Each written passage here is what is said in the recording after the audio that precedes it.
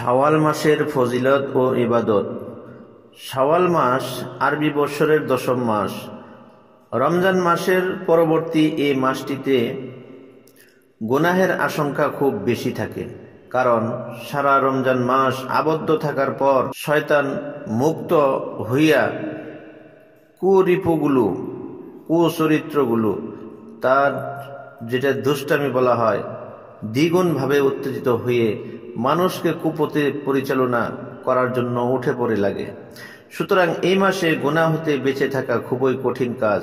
সম্ভবত এই জন্য রাসূল করিম সাল্লাল্লাহু আলাইহি ওয়াসাল্লাম বলেছেন, যে ব্যক্তি শাওয়াল মাসে নিজেকে গুনাহর কাজ হতে বিরত রাখতে সক্ষম হবে, আল্লাহ তাআলা তাহাকে বেহেশতের মধ্যে আরাম ও বালাখানা দান করিবেন। সুবহানাল্লাহ।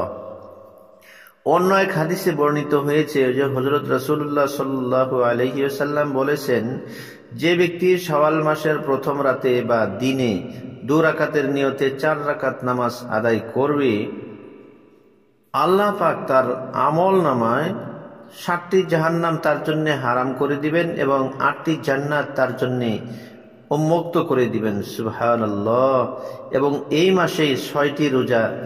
বলা হয়েছে যে হযরতে আনাস ইবনে মালিক রাদিয়াল্লাহু তাআলা আনহু বর্ণনা করেছেন, রাসূলুল্লাহ সাল্লাল্লাহু আলাইহি ওয়াসাল্লাম বলেছেন, যে ব্যক্তি শাওয়াল মাসে 6টি রোজা রাখবে, আল্লাহ তাআলা তাহাকে শাস্তির শৃঙ্খল এবং কঠোর জিজ্ঞাসার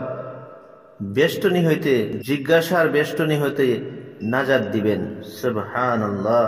অন্য এক হাদিসে বর্ণিত হয়েছে, হযরত রাসূল করিম সাল্লাল্লাহু আলাইহি ওয়াসাল্লাম বলেছেন, যে ব্যক্তি শাওয়াল মাসে মৃত্যুবরণ করবে, সে ব্যক্তি শহীদের মর্তবা, শহীদের দরজা লাভ করবে।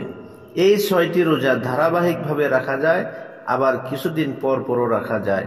তো আল্লাহ রাব্বুল আলামিন আমাদের সবাইকে এই মাসের 6টি রোজা আদায় করার তৌফিক দান করুন। আমিন।